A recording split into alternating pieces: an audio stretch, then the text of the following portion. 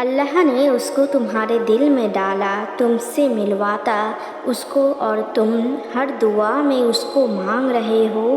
یہ سب ایسے تو نہیں، اللہ نے یقیناً کوئی راستہ بنایا ہے تم دونوں کے لیے، شاید وہ کن کہنے والا ہو۔ اللہ واقف ہے تمہارے دل کی طرف سے، تم دعائیں کرتے رہا کرو، کیونکہ پریشانی زندگی بھر نہیں رہتی۔ جو تمہیں لگتا ہے ناممکن وہ اللہ کے لیے ممکن ہوتا ہے ہمیشہ، اور جو راستے بھی تمہیں انجان لگ رہے ہیں، دیکھنا اللہ انہی راستوں سے معجزوں کا سفر شروع کر دے گا۔ اگر تم بھول رہے ہو تو بار بار خود کو یہ بات یاد دلا دو، کسی ناممکن چیز کے ممکن ہونے کو ہی معجزہ کہتے ہیں۔ جو چیز نہ کسی کے تصور میں ہو، نہ انسانوں کی نظروں میں پاسبل ہو، اس چیز کے ممکن ہونے کو ہی معجزہ کہتے ہیں۔ وہ جو چاہے وہ کر سکتا ہے، وہ کسی بندش میں نہیں، وہ آزاد ہے، اس کے لیے کچھ بھی ناممکن جیسا نہیں۔ He is the creator, he is powerful, he is strong. قُلْ هُوَ اللَّهُ أَحَدٌ. He is capable of doing anything and everything. جب وہ کسی کام کو کرنا کا ارادہ کرتا ہے تو ارشاد فرماتا ہے ہو جا، تو وہ کام ہو جاتا ہے۔ سبحان اللہ۔ تمہارے پاس سب سے قیمتی نعمت تمہارے ماں باپ ہے، اور تم نے اس رشتے کی اہمیت جان لی تو تم ہر رشتے کی قدر کرنے سیکھ جاؤ گے۔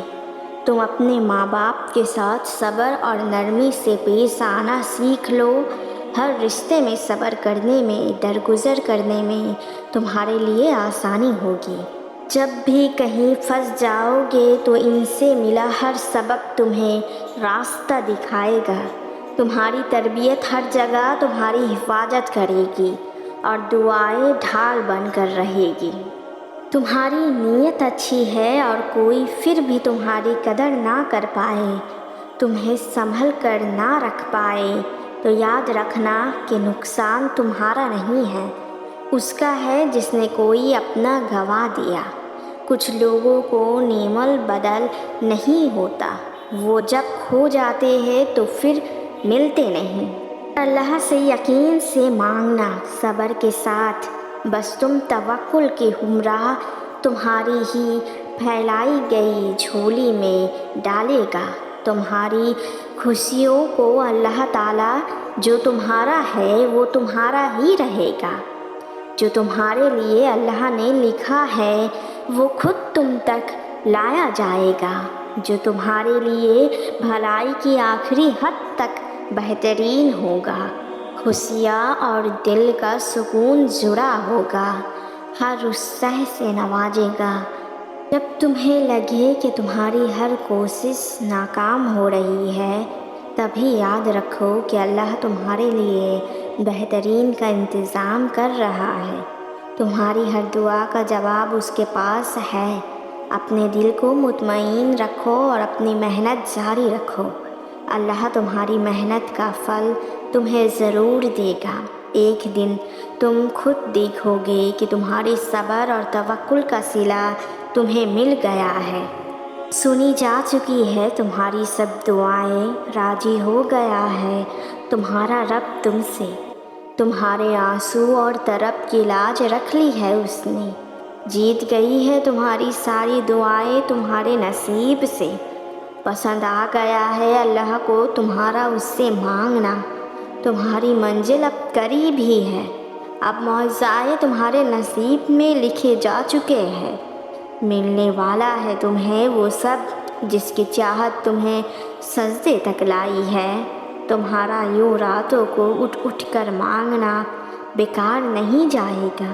تمہارا یقین ہی تمہاری ان دعاؤں پر کن کی مہر لگائے گا۔ وہ کن فیا کن کا مالک تمہارے لیے معجزے ضرور فرمائے گا۔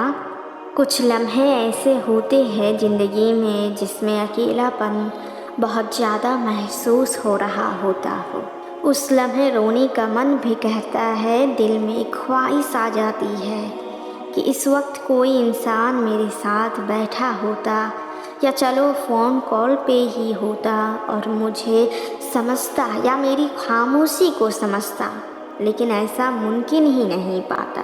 تھوڑا سا صبر کرو اور کوشش کرو کہ یہ لمحہ اکیلے گزارو، اپنے بارے میں سوچو، اپنے اوپر کام کرو اور اندازہ لگاؤ کہ کیسے بہتر ہونا ہے۔ اللہ تو ساتھ ہوتا ہی ہے تمہارا۔ ذہنی طور پہ اپنے آپ کو مضبوط کرو، اللہ کی پناہ مانگو، تم وہ سب کر سکتے ہو جو تم شاید سوچتے بھی نہیں ہو۔ بہت لوگوں سے بہت بہتر ہو تم۔